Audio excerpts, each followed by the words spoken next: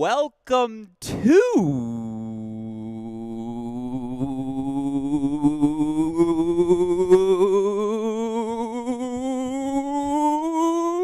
Hey, great shot.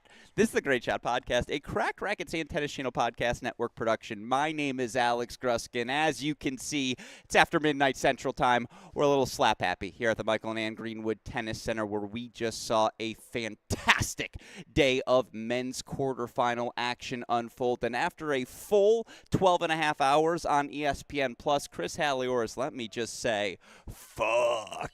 God damn it, that was some fucking good tennis. That's the sort of day we were looking for. I'm sorry those F-bombs have been lingering in me for 12 and a half hours as I've kept it clean. Chris Halioris, I could go through your intro. I could call you a lean, mean Wolverine. I could call you a man predictions never far from the listed UTR. I could go through it all, or I could just once again say, fuck, what a day of tennis, my friend. What'd you see? Unbelievable. We saw everything. I mean, 3 of the 4 matches ridiculously competitive.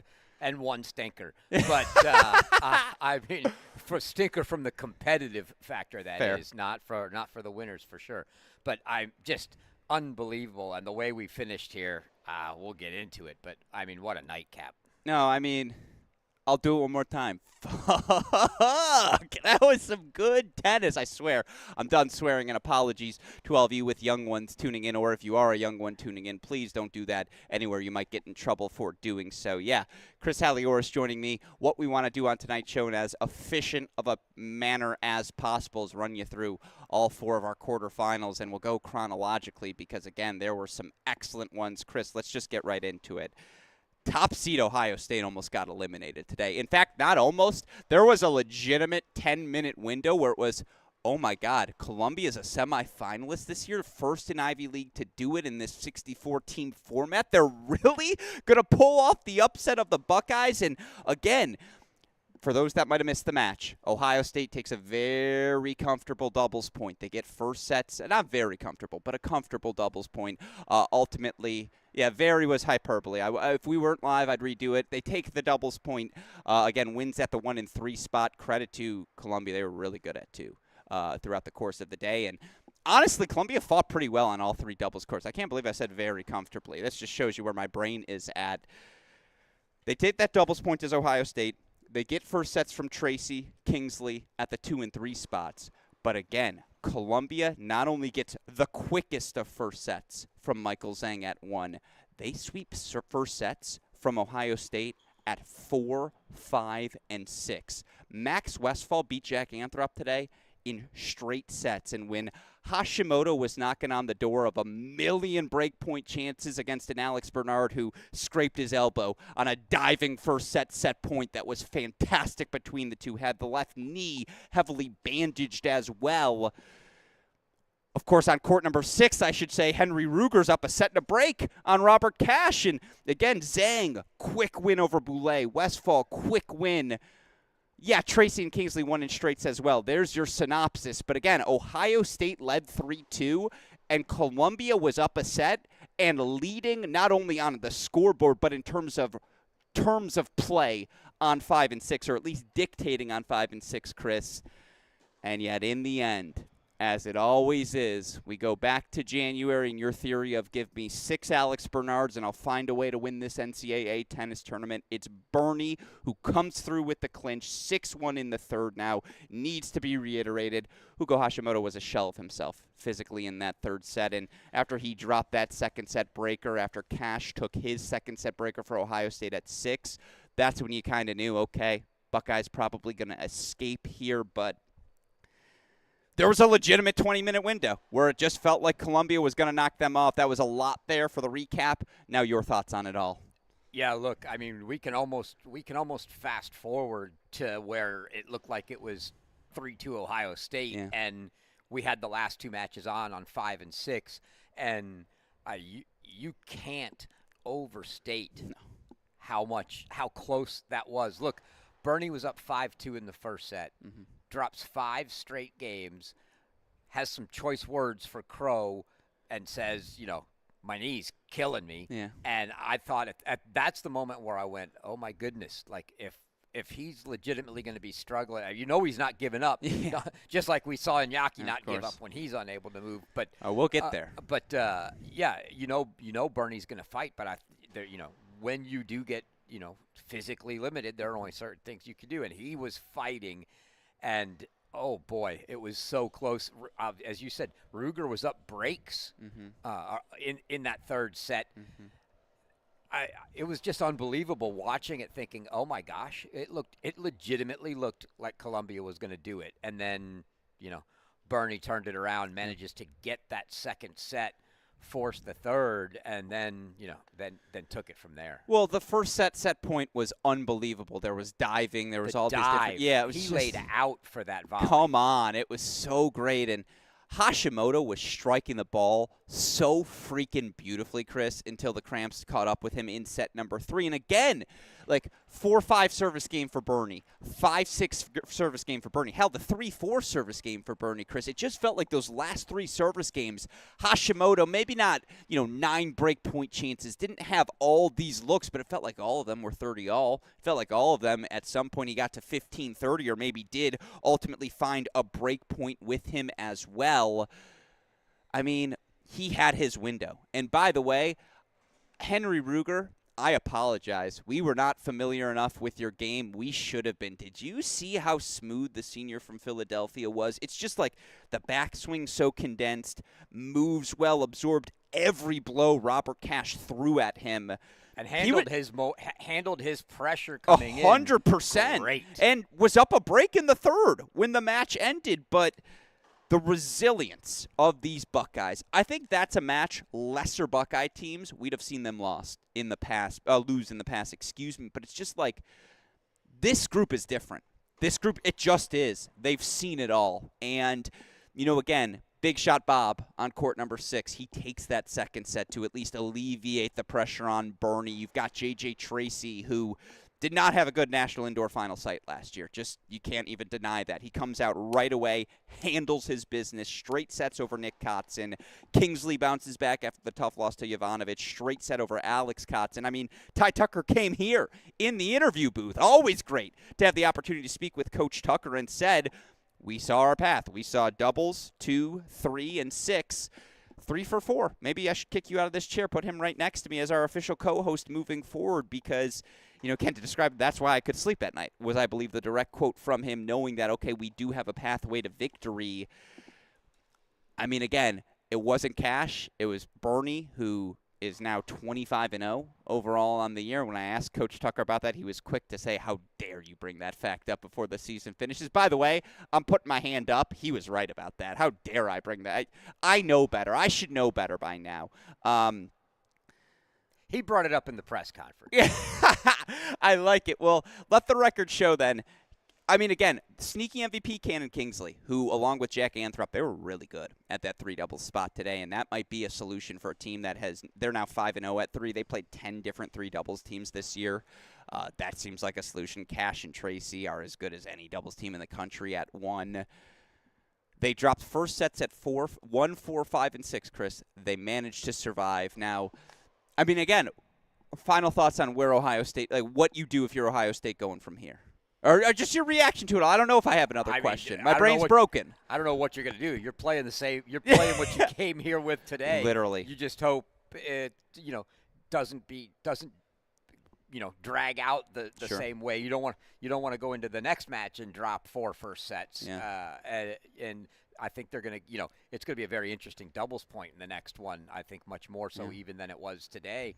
But everybody expects to get challenged. Look, 3 of the 4 matches we saw here were extremely challenging matches, and that's what these coaches expect when you get to the final site. Doesn't matter if you're the favorite or the underdog. Everybody knows you could possibly get eliminated in any of these matches by any team, and that's exactly what we saw here. Sure, we all thought we were going to see probably a little more comfortable Ohio State win. Heck, they just got pushed to the brink, but they handled it. And they're just going to come back out and look for the next one. 2 things off of that. They have a day off tomorrow. Huge for a recovery rest standpoint. They also played first. Like, not only do they have a full day off, they have the rest of today to recover as well. They have tomorrow to address any things they'd like to in practice. And look, Justin Boulay has to play better. Like, you can't, even though 1 is always a spot because of their strength 3 through 6, and I did the numbers, it was like coming into today, they were 97-3 at the 3 through 6 spots between Tracy, Bernard, Anthrop, and Cash, which are just like, I think that's pretty good. Justin has to play better. I think he would be the first to admit that. You could see on his face how frustrated he was with his level today. But, and this is part 2, they got it out of the way first. They played the bad match, the match where everything was there for them to be beaten, and this team said, no, this is not how we go down. They managed to escape, and every team has one of those, Chris. Every team has one during a run to an NCAA title. Ohio State gets theirs out of the way. Now, quickly on the other end, on a scale of 1 to 10, how devastating is this Columbia loss? Like, because there's the case for the 10 in the sense that, like, hey, you had a legitimate 20-minute window there where you could have closed things out. Hashimoto and Ruger in straights. On the other end, this team played Ohio State as close as they can be played. This team made the first quarterfinal in Columbia men's tennis history. This team became the first Ivy League team to make the quarterfinal since the field expanded in 1999. Shout out to Mr. Kotzen for that stat. Is he Mr. or Doctor? Could very well be Doctor. If you are Dr. Kotzen, I apologize. I still don't believe in calling parents by their first names, like, which just shows how young I think I am still in my head, because, like, I was raised well by my mother. 1 to 10. Let's do the Columbia note here quickly. I mean, it really depends on whose perspective you're taking. I think if you're in from our perspective, we tend to look at it more as, hey, look, that was a tall task to beat Ohio State, and legitimately, they did much better than we thought. And I'd say, for me, I'd go, it's not horribly devastating, but on the flip side, I know if I'm Columbia, I knew I could beat them. I had it in my head I could beat them, and to get that close and not do it, I think it's pretty devastating. The first Ivy team to ever make a semi, be able to make the semis. I mean, they were right there. I will say there's no doubt this. It's going to hurt. I mean, it hurts for everybody. Not any more than anybody else, but it's. Can I ask a sneaky question? Is Michael Zhang now a top 5 contender for the NCAA singles title? Because he's now beaten Boulay like that. He's beaten Colton Smith in the round of 16. He beat Gavin in straights in round 2. Like, this is the Michael we expected all season long, and he seems to finally be here in full form. Look, we know I don't listen to what you do. I feel like you listen to my press conferences. I asked Howie at the press conference. I actually said, you've got a kid in Michael Zhang that is a future, contender for an NCAA singles title, right? I mean, this is a kid that could do it. I don't know if I'd put him top 5 right now, but I think he's in the top 10. Yeah. I mean, it's not going to be a shock if he makes. If he makes it into, say, the semis and he's got a shot at it, yeah. I mean, he looked phenomenal. No, it was so fun to see, and again, Columbia's level was right there. Like, if there was any doubt, I wish we had Arizona here instead of Columbia, hand up. I'm taking the L on that take because all of us wanted Arizona, and Columbia provided us as good of a match as possible. And so, again, shout out to the Lions. Best season in program history.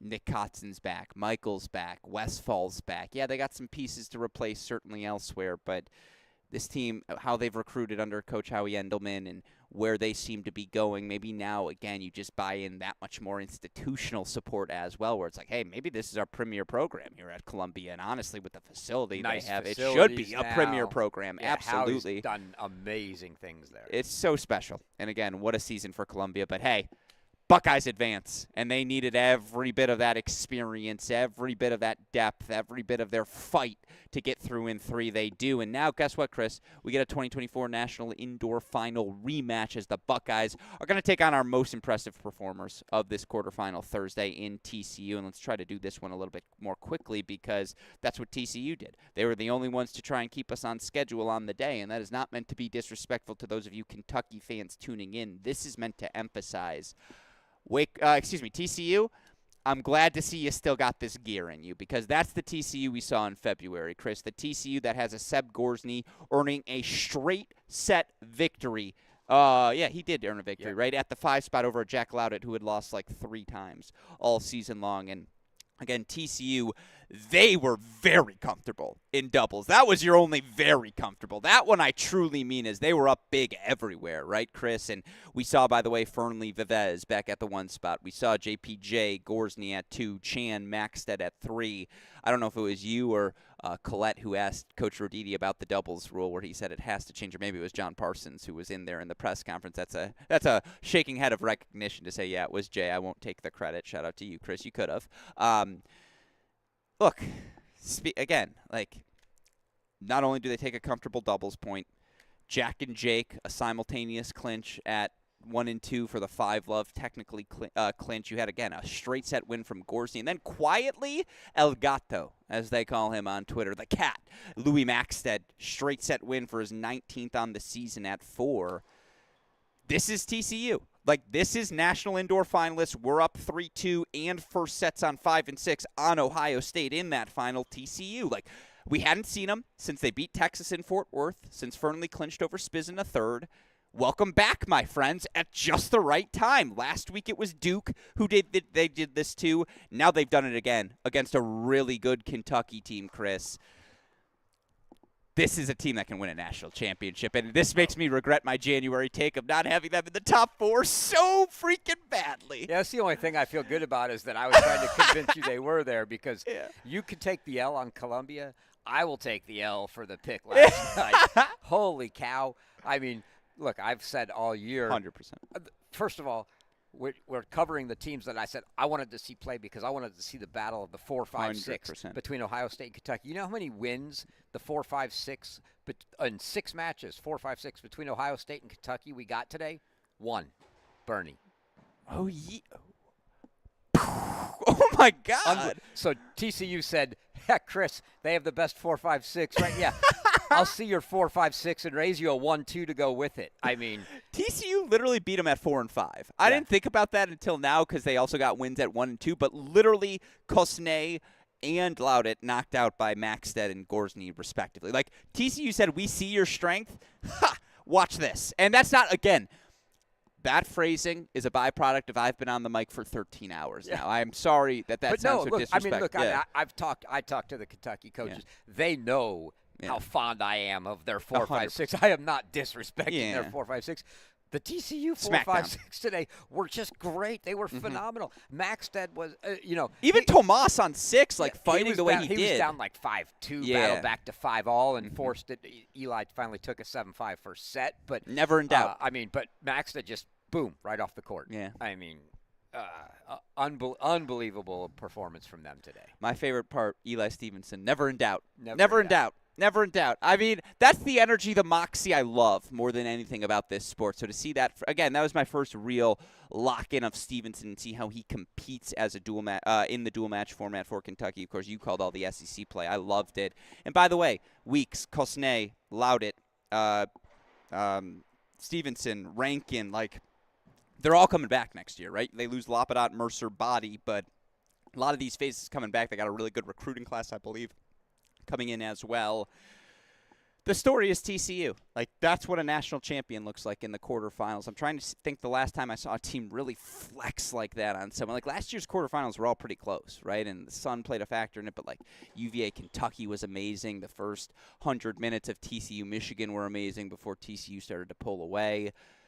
If I remembered who Texas played, South Carolina, I guess that was the only beatdown I guess we saw. But who did Ohio State play in last year's quarterfinals? I'm looking at you as if you would have any answer. I don't think you would. They played someone. We'll leave it at that. They played someone, and it was really fun. Yeah, it's. Are we getting old? It had to be someone SEC, probably related. No, they lost to South Carolina in the round. I'm blanking on my one. Anyways, let us know in the chat if you remember who Ohio State played in the quarterfinals last year. It was Georgia. Look at you, Chris Halioris. Shout out to you. Anyways, yeah, like, they were really good. I don't know how else to say it. And, like, Coach Roditi came up also with a smile after that post-match. Like, that's the sort of smile you have as a coach where you're like, that's my boys. He was just looking for me. Yeah. I know. He made reference to the interns about the pick, which obviously was the one that I made. That's good. That's what he was looking for. No, it was great. And, again, we saw that energy in Media Day. I know this is a comparison that might be lost on some. I said this to you afterwards. They remind me of a USC Peter Smith team, like those 09 to 14 teams that won 5 and 6 that just showed up to the final site looser than everyone else. Showed up to the final site with a smile on their face, like, hey, let's have fun. Let's go win the damn thing. Oh, and I think that's what this TCU team is here to do. They're having so much fun. The blast! Look, I made the comment after the media day. I said, man, I don't know. I think they might be too loose. Like, Not a thing. I don't know if that can be a thing, but yeah. they were far looser than anybody else. And yeah, I told Jack tonight that I said, hey, I need to see more FIFA videos of you and Thomas playing. Like, I mean, they're just everything. It's contagious. Yeah. This team really loves each other. They have so much fun hanging out. And together. It's not to say other teams don't. I cannot emphasize this enough. But you know a special group when you see it. And this TCU group, they played special today. Now, I'm really hoping they don't let this get to their head, and I hope they enjoy the day off to reset, refocus, come back out against a Wake Forest team that an Ohio State team that they know they're going to need their best to beat. Again, Ohio State knocking them out in last year's NCAA semifinal, knocking them out in this year's national indoors. If they play like that, they'll win. If they play like that, they're winning the tournament. Like, that was the best performance. Like, all due respect to Texas, who obviously has another gear to hit, Ohio State, who clearly has another gear to hit, even Wake Forest, if they clean up that third hour of play, like, they could look really, really good and beat anyone left. But if that TCU shows up, that's the best team in the field. Like, they were that good today. And it was just a gear that we've been around this sport long enough. You know it when you see it. They have that gear to them, and I don't think that's a revelation or a hot take to anyone tuning in, but man, was that impressive. On the other side, 20-match win streak snapped for Kentucky. I think they finished the year 27-3 overall. Like, I think if we were to give the Columbia team a grade, it would be an unequivocal A, because that was the best season in program history, first quarterfinal. Sneaky A-minus range for Kentucky. Like, I can't give it a B. They went undefeated in the SEC. Yeah. They went undefeated and win the SEC regular season, SEC tournament. Someone, I don't know who, but someone in our Cracked Rackets intelligentsia was really certain, like really certain, that Kentucky team was going to finish top 8, and they did. So shout out to John Parsons' dear friend Alex Gruskin. Oh, that's me. I think it's still an A-, because, like, again, you have pieces moving forward. And the biggest concern, if you're head coach Cedric Kaufman, is that some school is going to be like, wait, why haven't we hired Matt Gordon yet? Like, that should be the next head coach. That's the candidate in waiting, I think, for the big job. And I don't mean that to be disrespectful, Seth. That's just how good he is. I don't want to see you lose him, but, like, that's how good he is.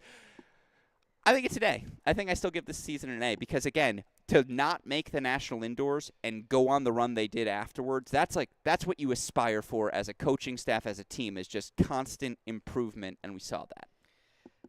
Yeah, I can't disagree with any of that. All I'll say is, if Coach Gordon's watching this, he's going to say, Gruskin, shh, and he may be the only one to get this. I work in the shadows. Okay, that would be the direct quote from Coach Gordon. But no, yeah, it's a phenomenal year for them. So much so. Look, I live in the state of Kentucky. Yeah. Everything in Kentucky is about basketball, especially with all the recent goings on at that school. I'm standing outside today watching the match, turned to my right, rubbing shoulders with athletic director Mitch Barnhart. Really? I did not expect to see. Okay.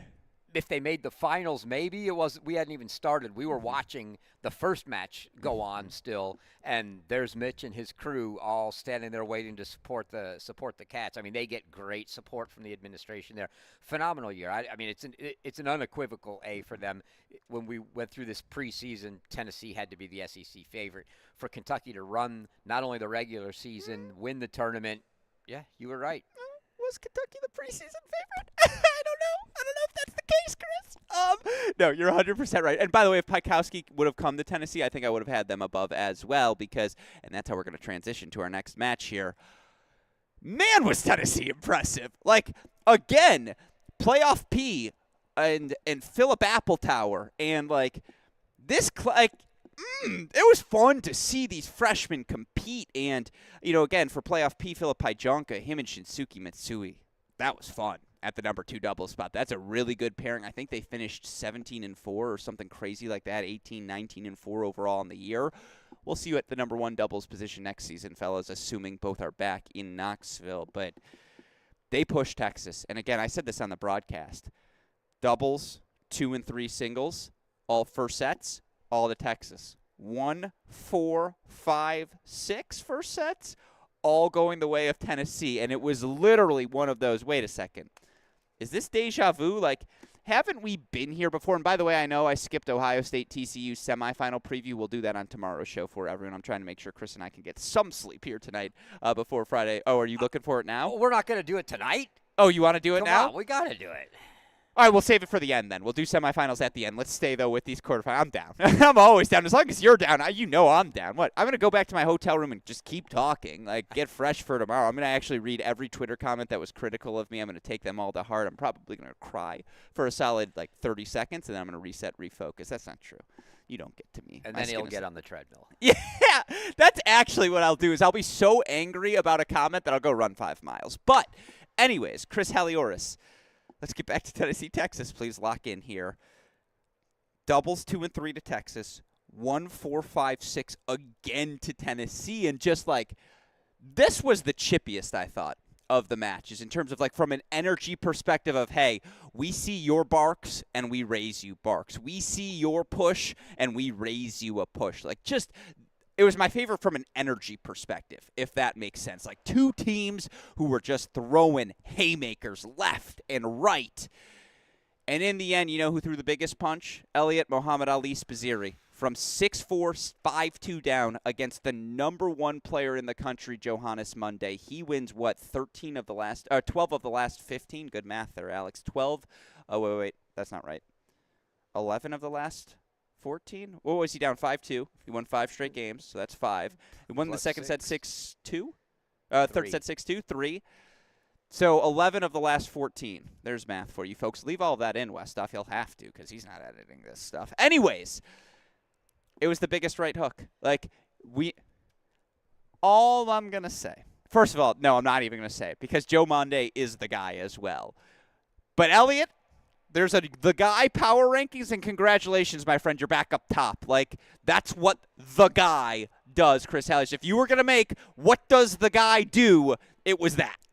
I think one of the best quotes that I heard on court today as I was sitting there watching the finish. Tell me he said I'm the guy. No, very close, though. I'm sitting there watching the match. We're down to it's down to just Spiz and Cleve, right? And the Texas crowd they're all on the court next to them, and Micah looks over at Elliott as he's walking back to the fence to get the ball, and Micah says, "Let's go, Spiz. Show them you're the guy. You're that guy." Yes. And he says, he's like, "You're that guy, Spiz." It was unbelievable, inspiring. But I mean, 5-2 double break down, and they look like double break is the key part there. Yeah, they look sunk, and Spaziri comes back. He gets the first one. I thought, oh, all right, he's gonna at least make him work for it. And oh my gosh, he caught fire after that. And I think Joe had a match point, maybe 2 at that 5-4 service game. I don't remember if it was a 43 or a deuce point, but certainly there was a match point there. That's Elliott for you. I mean, ask every coach. I feel like we've done this for years. Who's the player you'd want on another roster on your team? And I feel like for 3 straight seasons, he's been that answer now. After watching Iñaki tonight, I think it's a really fun question to ask. But that heart, that tenacity, that grit, when his team needed it most, because you're absolutely right. Again, Tennessee took 4 first sets in singles, and credit to who am I blanking on here? Credit to who played 4? Angel Diaz. Oh, my God. Angel brought his absolute best down the home stretch to do to the Riani. I was looking match. Around, and it's 5-love. Oh, my God. I don't think CM Aldeeb held serve. It just took him a second to, get his feet. He was down 6-love in that first set before he even before he even started playing. It felt like, because Diaz didn't make a single unforced error. The entire course of the match made every correct choice, I thought, at that number 4 spot. And again, that was the commonality between Columbia and Tennessee. Both dropped doubles points. Zhang got the quick win for the Lions at 1. For Tennessee, it was obviously Diaz at 4. But then, again, after having an early lead on court number 6, Cleve Harper was serving for that opening set on 6. He ends up getting broken. Lalami takes it in a breaker. On court number 5, Jonah Braswell was up an opening break 4-3. Appletower gets that break back, takes it in a breaker, never looked back. And let me just say, Philip Owen Alderman Appletower was exceptional with his serving today. Like, he found more first serves and first forehands than I could expect. Like, that I thoroughly expected. And, like, when we do the semifinal preview, I'll ask you what are your concerns for Ohio State and Texas. I'm a little concerned at 5 and 6 right now for 5 and 6. Like Waldeeb, I mean, all of them had a bad day. Waldeeb didn't play well. Jonah didn't play well. Cleve fought well, and I actually think some of that had to do with Lalami and the tactics Lalami introduced, his serve and volley, and just making Cleve uncomfortable. I also think if Cleve closes that first set, him racing to that 6-1 second was kind of like, all right, relax, everyone. Like, there's going to be a fight here in the end. Texas isn't rolling over. But GA and Micah, like, at 2 and 3, that's Micah's 33rd consecutive decision. I think that's GA's 13th or 14th consecutive decision. And I don't know if he made an unforced error today. Like, him and Diaz were kind of like Spider-Man memeing, like, oh, that's cute. You're going to do that? I can do that too. And just like, as Coach Burke said, there was a moment where GA hit the back scoreboard on a return with his racket, and Bruce goes, well, look, you can't play any more defensively, or whatever it was. Like, you're not going to go any further back. And I mean, like, his counterpunching and defense was fun. Look, I thought it was there for Tennessee to win the match. I thought Pajanka did great. Given, I mean, it was in my mind not a good matchup for him. It's either serve and serve +1, and you better do it effectively 70% of the time, or you're not going to have a chance because you're just his game is not going to out rally. GA is just going to sit back there and counterpunch, and then you're going to eventually come in, and then he's going to set you up for a little 2-shot pass, and it's he was great. But I thought Pajanka did great, just making that match as competitive as it was. Because I just didn't think it was a great matchup for him. But I hear your concerns because I thought the same thing. The other thing I thought was that Tennessee did right, which had nothing to do with on the court today, but it was playing Lalami at 6 today. They took some pretty rough losses at 5 and 6, against Florida State, and turned around and said, "Hey, we not again. We can't do that again." And so Lalami comes in at 6, and they don't play 3 freshmen; they play 2 freshmen, and Lalami came out, Yeah, as you mentioned, Cleve was up. That was the chippiest of the matches, by the way. I've sat down there in the course understatement of the year. 5 or 6 points. There were 3 questionable. I think I got a mean tweet on Twitter. Someone called me. What was the description? It was not a nice word. Let me look it up real quick. By the way, some sort of Yiddish? No, it wasn't actually like a swear. By the way, great text from Daniel Westhoff. He goes, "Please make sure you bring Owen back with you. He was hitting on the courts when we left." I like that they were like, you know what, screw it. We're going to leave Owen, and he's your responsibility now. We got you. Always, of course. Philip Owen Alderman Appletower? Yeah, exactly. Now I got to find what was the message because it was really fucking. Oh, sorry, slipped out. Again, it's been a long day. That one was unnecessary. I apologize. Here was the quote in describing, because it was definitely in the midst of that court number 6 when things were getting chippy. At AL Gruskin commentary on NCAAs is single-handedly ruining my spectating experience. So overly opinionated and pretty crude. I think the crudeness came on court number 6. Did anyone invite you to the show, Owen? We'll give you a right. No, I'm kidding. What's up, buddy? Do you have something for us? Or you just? I'll show you I'll show you the tweet afterwards. I was like, by the way, Owen Alderman, fantastic intern, has been excellent so far for us. Him and Archit Suresh, who deserves a shout out as well. I will remind me to show you the tweet though, because it is a funny one. And by the way, I love it. Like I appreciate someone who's so passionate about college tennis that I am ruining their experience. Like, I am trying to lock in and watch this. Shut the fuck up, Alex. So I apologize for my, what was the word she used? Crudeness. Yeah.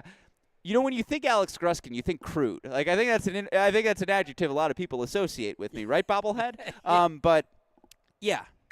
What was my train of thought? Where was I going with that? Anyway, 6 was chippy. Yeah, but like. And literally sometimes, because Lalami was chipping and charging or throwing in that forehand slice. And then he's serving and volleying in the 3rd set, which was just a brilliant piece of tactical adjustment from him because, again, it rushed Cleve. Like, it just didn't give – for both those guys, they were playing +1 tennis. The difference between this match and the Columbia-Ohio State match in my mind, Chris, I never thought there was a real window where, like, oh, Tennessee's going to win this match for sure. And I think that's because Cleve won his second set so fast at 6 that, like, it wasn't simultaneous. He's down and Elliott's down a set in 5-2. Yeah, you thought even if Elliott lost, Cleve's now Cleve's here. going the right direction. Exactly. And you felt like he had the momentum. Exactly. And, like, I'll ride with Clevo as a super senior. And, like, this experience, I would have loved to see his matchup there and how that would have ended between he and Alami, who hadn't played in months. But, yeah, Texas is through. Ultimately, 4-2. They didn't play their best. And yet, again, it's just a reminder, like, 1, 2, 3. How freaking good they are, right? This is the only team that beat Ohio State this season. How did they do it? Doubles 1, 2, and 3 was how they clinched that 4-0 win, Chris. Like, they're that good up top. Elliott was down a set and double break, and he comes back. That is what the guy does. By the way, shout out to Micah. Like, Mitsui played well. I didn't think Shinsuke was bad today, and Micah's able to get off the court in straight sets there. We didn't talk about him at all, but, like, bravo, Micah. I thought you were excellent. Still my guy, by the way. Yeah, exactly. He's the guy. You could throw out your Joes. Can and I your ask you a Elliots question? and whatever. If It's he Micah. wins NCAA singles, hypothetically, Micah, and he has a winning streak, he should be allowed to play next year until that winning streak is snapped, right? Because it's like we're never going to get that close to Stevie again. What was Stevie, 72 or 74, whatever it was. Like, hashtag let Micah keep playing until the streak is broken. I think that's what I believe in Chris Halioris as it relates to him. On the other side, given the roller coaster, and it was a sneaky roller coaster ride from a roster perspective, from like the different narratives as they emerge for Tennessee, I don't know what to grade their season. Like, they were right there with Texas. They played them way closer, particularly after doubles. If you check my phone, there was a text that said, oh, we might be back on schedule after this one.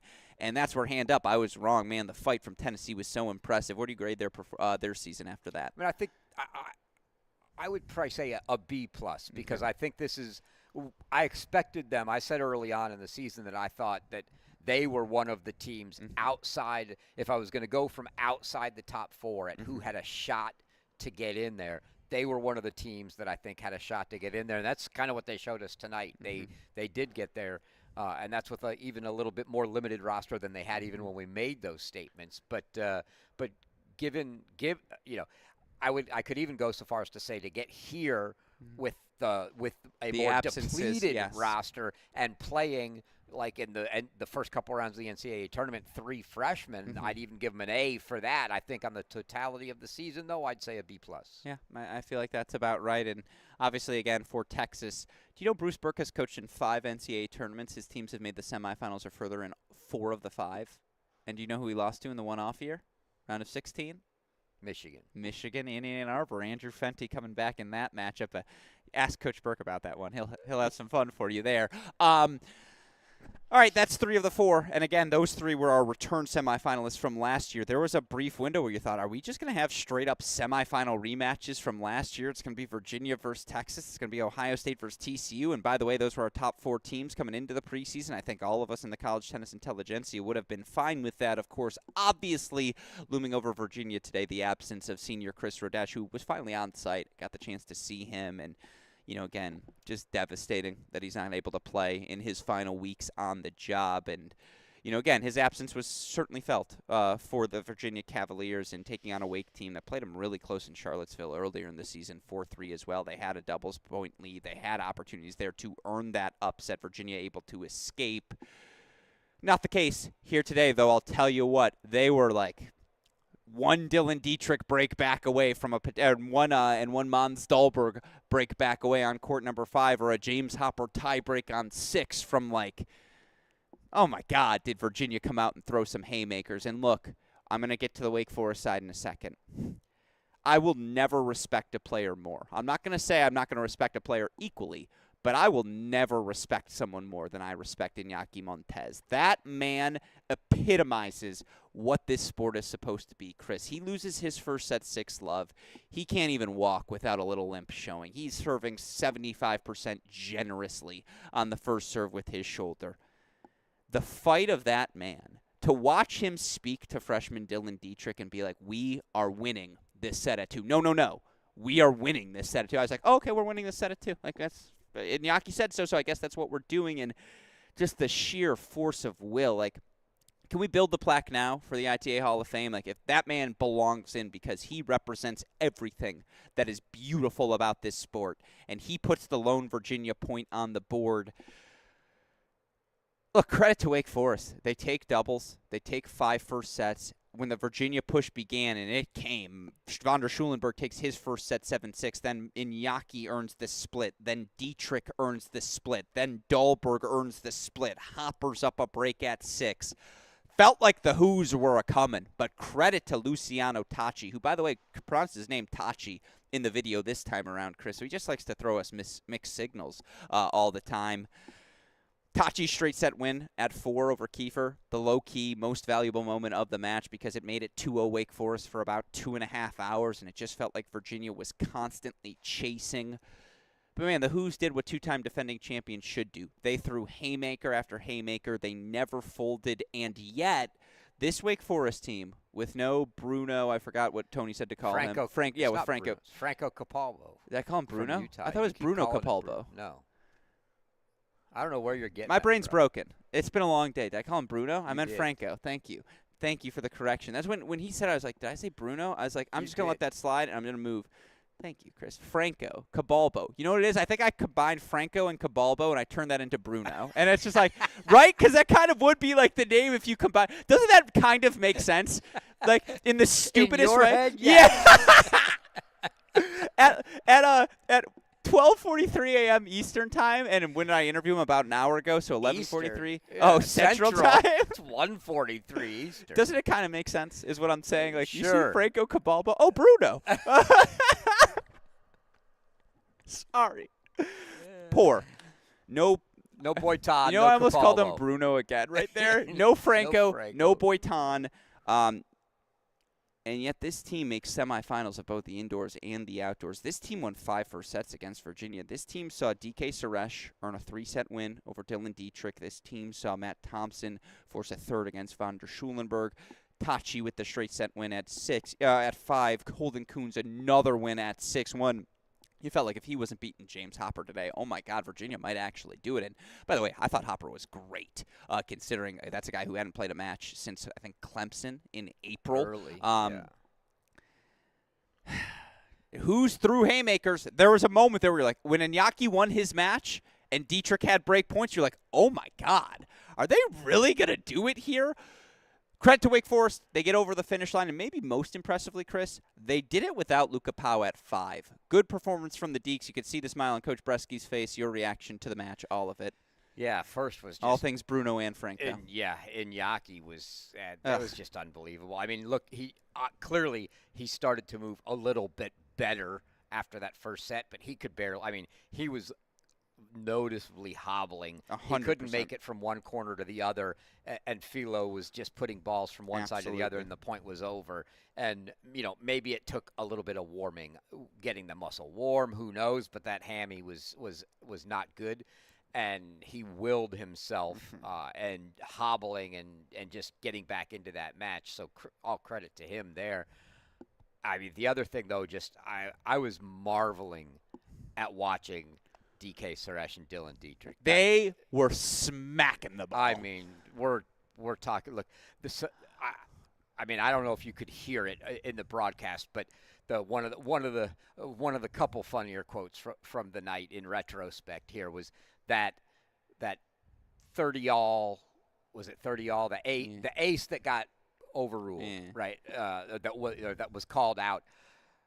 You know, both Tony and Brian Baker both look over at Pedroso because they know Andres is an honest guy. They look at him and they're like, what? And Andres literally looks back at them and goes, "It's 140 miles an hour. You think I know?" Like, I mean, that's literally what he said. He's like, "Come on now. I don't know. I can't see that." But they were literally smacking the cover off the ball. It was so fun to watch, and somehow, as hard as they were hitting, in fact, I mean, there were games that were over like that. I said before they got midway through the first set, I said this match could go 3 sets and finish before anybody did 2 because points were so quick. But somehow they still managed to stay out there for so long. My other favorite quote, Iñaki turns over, and this is my best Iñaki Montes impression. Oh no! As he looks over at Dylan, I call him Dylan. Iñaki does not. Iñaki looks over and says, "Let's go, Dylan. Come on, Dylan."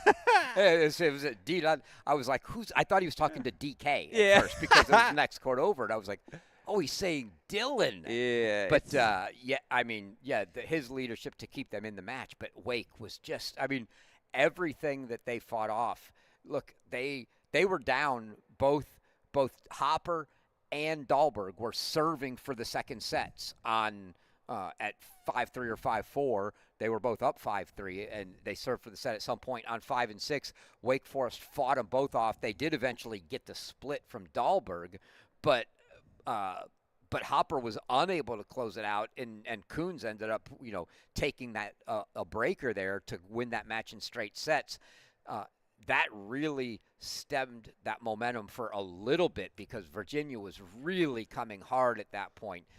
And then for DK to get that third set to a breaker with Dietrich and hold his composure there, and get the break and then a hold, and fight off a couple break points there and win it at deuce. I thought just a phenomenal job from Wake Forest. And Thompson was playing von der Schulenberg just broke back. They were on serve in the third. And by the way, Dahlberg played tight. Pau pretty even too. Yeah.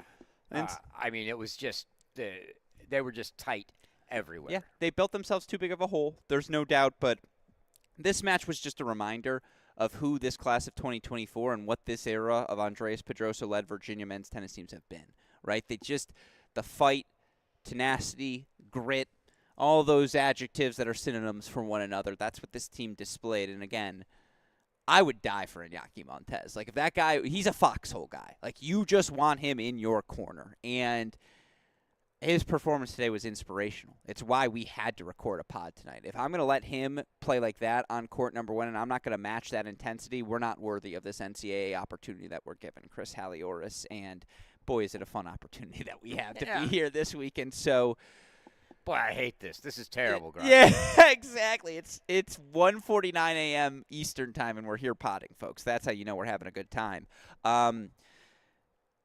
You mentioned the DK thing. It needs to be thrown in one more time. 30-all, 5-4, 6-5, whatever it was in that third set. He's serving 5-4. Thank you. Not only did he get, again, it was 140 miles per hour. You think I know? Like, it was really, really close. He double faulted on that point. He's down 30-40. Dietrich has 2 break point chances back, and you mentioned like how impressive it is for him to recover there. Well, let's make clear, what did he recover from? Like, he was in trouble, some serious trouble there. Like, facing break points, if Dietrich gets the break back, Montes had just won, Dahlberg had just held, like, to keep the gap at a single break.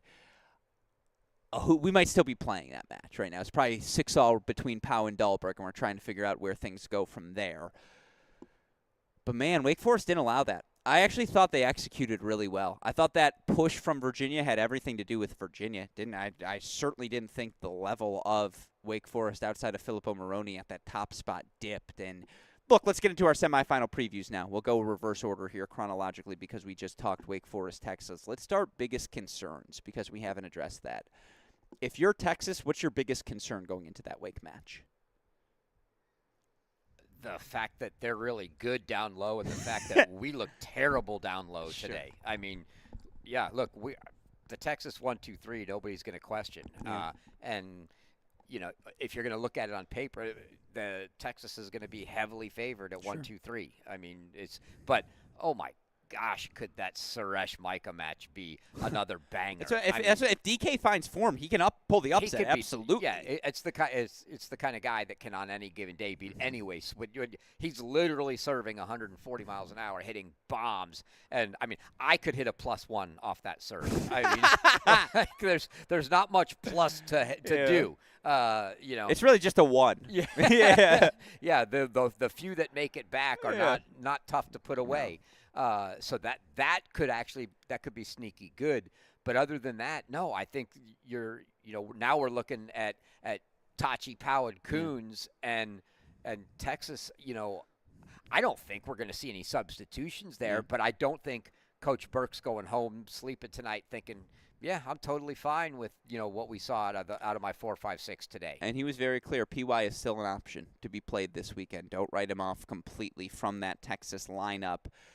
You're exactly right. It's that your biggest concern if you're Texas is Wake is kind of built to beat you. With how well Luciano Tachi is playing at 4, again, I love you see him. Sometimes there's some off days for Waldeb at that number 4 spot. Certainly today felt like one of those days, and given their recent form and just the match, how callous they are, match calloused and match tough, you probably lean Tachi there. I'm cramping in my hamstring, which shows I've been sitting around too long today, folks, and I haven't drunk nearly enough water, but there we go. That was a live cramp, folks, and it happened. There it is. There you see it. I'm getting old. That's how you know, Chris Halioris. It's because they closed the windows and there's no AC in here, and it has gotten like 5 degrees hotter. Anyways, that was a live cramp. That was impressive stuff. That's good. That's embarrassing. Who's older, me or you? I'm starting to wonder if what's the case, given the cramping and the hair situations. But yeah, again, it's not just 4, 5, and 6. By the way, where again, I'm doing fine, by the way. Yeah, where Powell and Coons are deserve to be favorites at 5 and 6. They can also win at doubles. Wake Forest just has a straight up path. They feel like doubles at the 1 and 3 spots in particular, where they've been so good. Doubles 4, 5, 6. That is just straight up a realistic path. And I'm sorry, I'm standing right now, and I'll try and get back in the shot here behind the chair because I'm afraid if I sit, I'm going to full on left hamstring cramp. So we're just going to ignore that for now. Chris Halioris, we're going to stand here on the back. We're appreciate a team it. here, Gruskin. Yeah.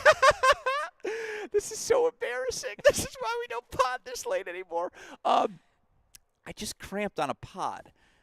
These guys are out there cramping after that. This is 12 and a half hours in this. I'm so embarrassed. Anyways, that's the concern, is that Wake has a real path. And, again, who are you playing at 4, 5, and 6? Are you going with PY? Are you going with CM? Are you going with Jonah? Are you going with Cleve?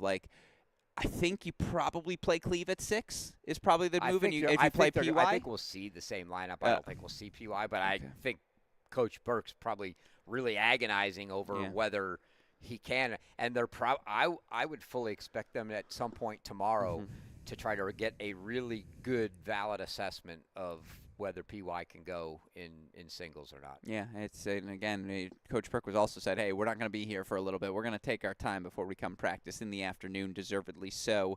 Other side of the equation, what's your biggest concern if you're Wake? Is that it's freaking Texas? Is that you see what the talent is 1 through 6? Is that they're kind of also built to beat you exactly, like doubles 1, 2, 3. Now, obviously, Suresh on the right day absolutely can beat Micah Braswell, but Micah's won 33 straight decisions after today. It's kind of, again, it reminds me of the TCU Kentucky match where it's strength of here versus strength of there. Yeah, if I'm Texas, I'm concerned about myself. Yeah. I have worries about myself. If I'm Wake right now, I really don't. If I'm Coach Bresky, I don't have any worries about my own team. Everything he saw today was what he knew he had, and they executed to what he knew he had. I think their concerns, if their concerns are about themselves, it is just in the fact that, we're not built as good up top as Texas is, but we are absolutely built to beat them at the bottom. I think his concerns are just, that those Texas top guys are really good. So how do we go find a way to take one of them out? We get doubles. We get our guys the bottom. If we don't get all 3 of the bottom, between doubles and the 3 bottom spots, get 3 of those 4.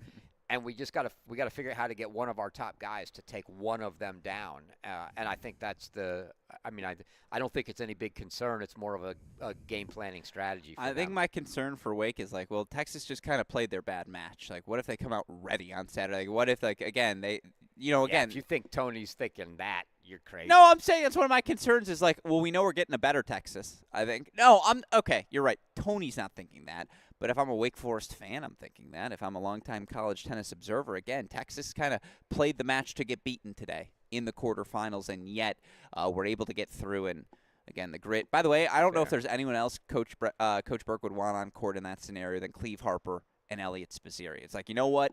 If this is how the ship goes down, we probably deserve to lose because these guys have helped build this foundation and, again, continue to rock and roll. By the way, we got to see the Harper parents today. I've missed them. It's been a full year. I got to see them, the Luchonigs. We haven't even talked about the bobblehead to the right and addressed the obvious. We'll do it in a second here. He can sit down for me since I clearly can't, folks. And I'm blanking on who. I think it was the Lieberman. Kaufman. No, Kaufman's. Thank you. Never mind. It was the Kaufman's. You know what's sad? Does my mustache really look that like? Am I? This is me. Like it is embarrassingly accurate. I'm so impressed. I was so grateful. I nearly cried, and they're turning the lights out on us, which means it's almost time for us to go. Here, Chris Halioris are like, hey, you guys got to go. It's a post-game show for the NCAA tournament. That's actually freaking hilarious. I cramped, and they're turning the lights out on us in the facility, Chris. I think that really They're does trying to save you. Yeah, give me the prediction. Texas is still just so good up top. I don't like what I saw today. I'll be honest. I don't like it. I'll say Wake's certainly gonna push them. I'm gonna say 4-2 Texas. Yeah. By the way, Kaufman, thank you so much. I only forgot your name because I'm calling people Bruno. Like I'm forgetting all the names tonight. Okay, 12 and a half hours straight. I need to go get some rest. It's going to be really good. And by the way, like tip of the cap to this Wake Forest team. Semifinals of indoors and outdoors. That was not on our bucket. They weren't even preseason top 10. Great season yeah, for them. Weren't even preseason top 10 on our list. So what an outstanding season. They'll be in the A category whenever we do the autopsy on that year. It's going to be a really fun match. Of course, that's semifinal number 2. Semifinal number 1, though, was one of our top. Yeah, like you might want this match as much as we wanted any sort of matchup in this, and it's because of the history between these two programs. Again, if it's a significant national event over the last half decade, these two teams have been in the mix, and these two teams have often faced off against one another. Of course, last year, Ohio State ends the run of a TCU team that was the national indoor champions that came in with, if they were the number 1 overall seed behind Texas, they were certainly number 2 and would have been favored entering that match. Of course, national indoor final. This year, TCU had a 3-2 lead. They were upsets at 5 and 6 before Ohio State was able to flip things, turn it around, earn the 4-3 win. But I think this is the match TCU wanted more than anything else this tournament. Forget a rematch with Texas, which I'm sure they would love because that's their conference foes and everything. They just don't get to see the Buckeyes unless it's in a scenario like this. And if they're playing Ohio State, usually it means it's a national quarterfinal, semifinal, final, whatever it is. What's your biggest concern if you're a TCU fan? I mean, after what I saw today, I don't have many. I think yeah.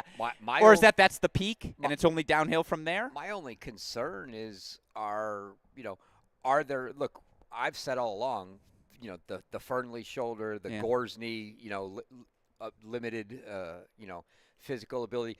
I've seen none of that. Mm-hmm. Is there any of that lingering? That's my only concern. I've seen none of it, so I'm feeling really, really good if I'm a Frogs fan right now. No concerns might be my concern. Is that it's overconfidence. Is that it's just, hey, we know we're really good now. And pundits like me and Chris are saying that's national championship winning performance on Thursday. Can we duplicate it again on Saturday? That said, if that's your biggest concern, it's certainly a luxury because you do feel like right now with this TCU team, and that's the key word, if they're healthy, they can hang with anyone. Like they have the level to be there. And again, they know this Ohio State team so well. That said, on the other side of the coin, if you're Ohio State, you're like, we know the Horned Frogs. We beat the Horned Frogs. We beat them in February. We beat them in May last year. Like, we ain't afraid of this group at all. And I also think if you're Ohio State, you come off being like, hey, we didn't play well on Thursday. We have 48 hours to right the ship, adjust, and they will be here on the practice court to do that tomorrow. What's your biggest concern? I mean, again, like the paths are still the same for each of these teams as they were in February. What's your biggest concern if you're a Bucs fan? I'm a little concerned about Bernie. Okay. I mean, I think there could be something there. He might be, he might be hampered a little bit with that knee. Sure. You saw how heavily bandaged up. I would also say though he moved really well in the third. Second, excuse me. He's Bernie. Yeah. It's like Iñaki. There is no quit in Bernie. He's going to fight his heart out now. But there are some things that you just can't do much about. He's going to fight as hard as he can through it no matter what. So I'm a little concerned there. I'm just concerned. If I'm an Ohio State fan, I'm concerned looking at the strength at the top of that TCU lineup going, man, we know that they're sort of, as you mentioned, that Wake Forest is kind of built to beat Texas. TCU is kind of built to beat Ohio State where they've got the strength up top and really good doubles because we've said the clearest path if you're going to try to beat Ohio State is to go get doubles 1, 2, 3. Now, if if you could do it another way, great, but that's definitely the clearest path because relative strength on the team, they're just ridiculous at the bottom. And TCU's really strong there. I'm really excited to see how Anthrop bounces back because the concept of him taking 2 straight losses is crazy. And yet he's playing a Louis Maxted, who has been the most underrated piece. Louis Maxted said, hey, Sander Jong, I'm going to take your underrated mantle, and I'm going to keep that now. Like, I own that now. And I think they played doubles together as well. Wow, they've turned off all the lights. So that's their way of saying really get out here now. All right, we're about to wrap the show. I promise, folks who are tuning in. And I think I started by saying shout out to the Oklahoma State athletics team who have been so kind to us, Chris Halioris. By the way, it's great to know that our lights work really well here. We're still well lit as we try to wrap our show here. Yeah, again, my concern for Ohio State is like, again, they were beatable today in a way they just haven't been at all this season. That said, they also didn't play well. Like that was the most amazing part, and they escaped, and that's what the best teams do. I am so looking forward to this matchup just across the board. I do wonder, again, doubles. Ohio State manages to take the doubles point. TCU probably looked a little bit better, but man, again, we saw Ohio State beat TCU without a doubles point in the indoors final. I'm so excited for this match. You get the prediction. You get the final say before we wrap tonight's show. Wow. I mean, yeah, this is the one I'm looking more forward to than the others. And let there be light. Yeah. And it's going to be a phenomenal match. I'll tell you what. I was sitting up here watching the end of the Texas match. Mm-hmm. And the TCU guys strolled back in. And look, I don't think they chose to sit by me, but they probably should have because that was just a great power move. Yeah. I was forced to look over at Luke Swan and Jack Pennington Jones and say, "Great match, guys. You kind of embarrassed me." And I know I know they watch, and they'll be watching this at some point. Probably not live. Hopefully, you guys are sleeping right now. No, they have tomorrow off. They can be up right now. But so first of all, I said, there's just no chance I could pick against you guys again, right? And Luke said, you better mention this conversation. So I'm mentioning the conversation, and I'm sticking to my word. They looked too good. Ohio State did not impress the way TCU did. I think we're in for a 4-3 match. Luke, loving champagne. Bosh! So I think that's a TCU 4-3 pick from Chris Halioris. I just hope we get what we got at the National Indoors. That sort of quality, that sort of tenacity, that sort of fight everywhere. I mean, I know Bernie beat Jirasek in 3. How good was Tomas in that National Indoor Final? How good was Robert Cash to flip that match when I thought Louis was playing pretty solid tennis? And, again, what Jake did to Cannon on that day, we get the rematch. Cannon has been licking his chops for another shot at Jake. I mean, Jack versus Justin, you like big first ball striking? Like, that's going to be the matchup for you. Pedro versus Tracy. Honestly, I just want the Gorsny-Bernie rematch from last May. They're all so good. They're all really, really good matches, and this was a spectacular day of tennis. A day so good, a day so physical across the board that we're cramping here in the pregame show, Chris. That's right. I'm associating. There's no we. Yeah. Yeah, okay. I mean, I'm mentally cramping. I can't pronounce a name. I'm making up Bruno's. I'm physically cramping in my left hamstring as well. That means it's time for us to wrap the show. Again, your winners on quarterfinal Thursday, Ohio State, TCU, Texas, Wake Forest. Semifinals are now set. Of course, we will be back tomorrow, 11 a.m. Central Time on ESPN+. Pregame show 10:30 a.m. Central for the start of our women's quarterfinal action. Chris Halioris, that means we will be back on the air here in about 9 hours, 25 minutes. Any final thoughts before we wrap today's show? I don't know. Are we going to eat or just sleep? I bought a bag of Dove milk chocolate filled with caramel squares, and I brought it with me from Indiana because I always like to have dessert waiting for me. Last night was a fast break. I still have, where do we go, Picklemans? I still have the pizza slices last night as well, so I'm going to have to eat those. Okay. I can't eat during the broadcast because otherwise I get drowsy, but thank you. That's my final thoughts. I got you a smoothie. You brought me, I was going to end there, a Saving Grace smoothie at like 7 p.m. Central when it was like, hey, we still have a full match and a half to go. And it was like, you need to eat something. I was like, I do. Can I get that saved? You sent the text, I got 4 smoothies available. I go, no, you have 3 smoothies available because I'm calling dibs on one of those. A thank you to you, Chris Halioris, and sincerely, Dalton Thieneman, Daniel Westoff, Owen Alderman, Archit Suresh, Colette Lewis, John Parsons, who I'm dragooning as part of our Cracked Rackets team here this week. It just makes this event so special to see the Harpers, to see the Kaufmans, to see the Luchanigs.